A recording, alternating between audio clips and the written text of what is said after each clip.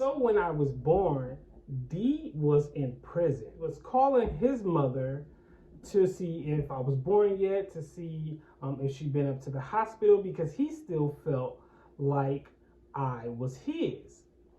And so he was calling his mother, and his mother was just like, she don't know any information yet. Since his mother didn't get any information, he continued to call.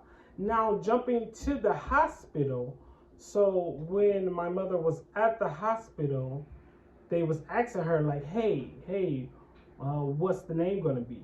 And so it took her a whole day to actually give me a name. Now, when she was going through what my name should be, Liz, Big Shannon's mother, Liz, since she was at the hospital and my mother stayed with her, she told my mother that if she don't name me after her son, then she pretty much didn't want to deal with my mother or me at all as she was before I was born. She wanted to name me after her son so she can feel as if I was her grandchild. And my auntie knew that it was kind of a bad idea for my mother to do, because she knew that I probably wasn't Big Shannon's, but my mother decided to name me after Shannon. She named me Shannon Jr. And so D finally got in touch with his mom from prison, and his mother told him to, sit down, take a seat, because she has some news to tell.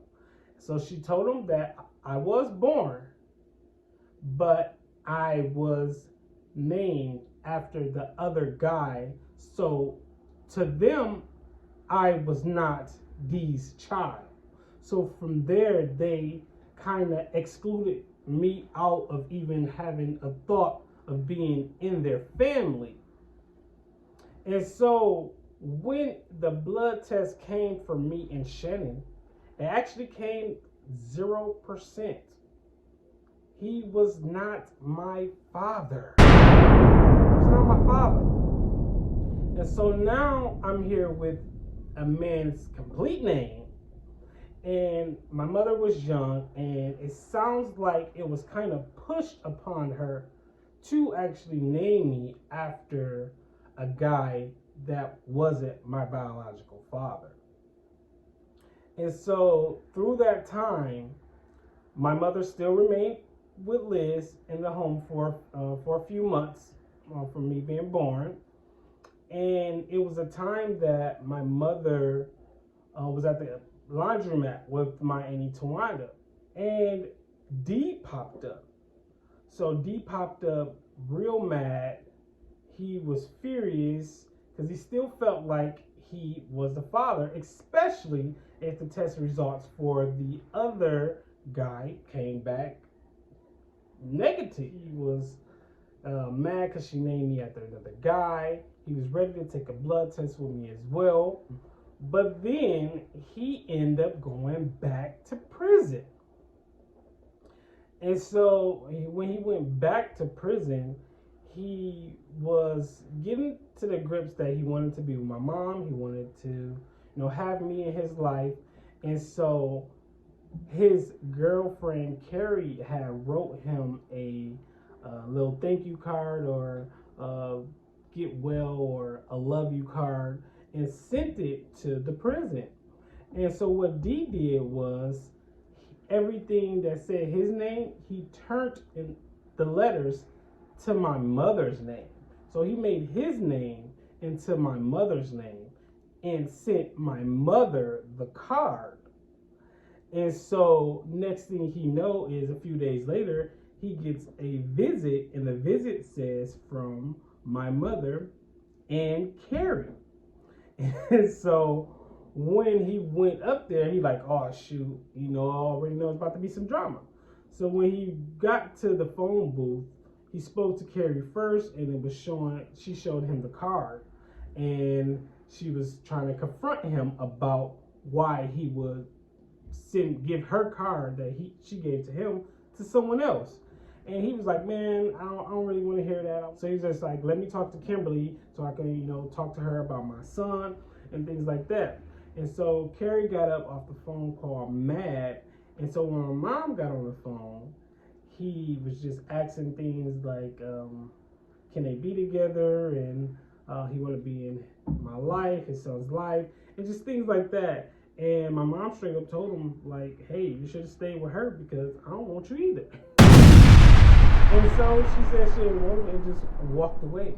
So after that, my mother kind of started acknowledging that D is my father. Now, me and D never took a blood test, so we're going off just the process of elimination and then me and him in our resemblance of each other. So that what started my trauma is the fact that I still have another man's name that I was just thrown in. And so with that being forward into life, I had to deal with D and his mother and his girlfriend / wife now. It's just I had to deal with them not believing that I was his. So they never treated me as I was his, because the moment that I was given another man's name, they took themselves out of the equation of me being their family. And so it would be rude things said from all ends, from his mother to from his wife, from the kids that they had together, from his other family members. Like, it was so much negativity. And me being a child, I can kind of sense it. I can kind of feel it. Like, if I came around or if I saw him driving around a city, like, I can sense that this wasn't what he wanted, and this wasn't what anybody wanted. So it was just like nobody wanted me at all. Nobody wanted me. And so it brought on a lot of trauma in my life. I had to deal with not being close to Shannon Sr. because I'm not his child, and not being close to D because he don't believe I'm his child, or not him not believing, but the people around him not believing I'm his child. And remember, they was all teenagers. So being a teenager, they're not even full-grown adults themselves. So some of the decision making they were having was still from their parents themselves. And so it just left a lot of friction in how I grew up. So my name started my first set of trauma. My name started everything. It kind of started how my life will start. It ain't gonna say how it ends, but it definitely put that start of how my name came about. Now, with wrapping up that chapter of the beginning, it ends with another great lesson. Because in this, I did speak on the lesson I learned as well. And it says, my name opened room for people to have their doubts. They based their decision making off their doubts. My name will always stick with me. I understand in becoming a teenage parent, you don't think about all the possible outcomes of the decisions you make for your child. In the words of the lovely Maya Angelou, I have great respect for my past. If you don't know where you come from, you don't know where you're going. Every parent has a reason for the name they choose to give their child. Some parents name their child after a spouse, musicians, actors, authors, and even luxury items. A name choice is uncontrolled by the child, but will follow them throughout life, even if they decide to change it in the future. it's not just about the history of your name, but how you go about making a future for yourself in the name you carry. Your name sets your identity and separates you from anyone else. Understanding the beginning of your life, the part that you can't control, understanding it comes with a lot of meaning behind it. It gives you clarity so you can accept what you can't control. Never let the beginning stop how great your ending will go. Mastering the beginning of survival is knowing that everything happens for a reason, and you have to find out the reason and execute in the way that works best for you. So, with that being said, I decided to not continue to let that hinder me, even though it damaged a lot of relationships. And I also have a bit of closure that's coming up that I'm going to keep to myself right now, but when I get there, I definitely will let you guys know. And so with the first chapter, that was pretty much a summary, but I am telling you guys, it is juicy. In the book, I talk about different parties that my mother and Dee met up at.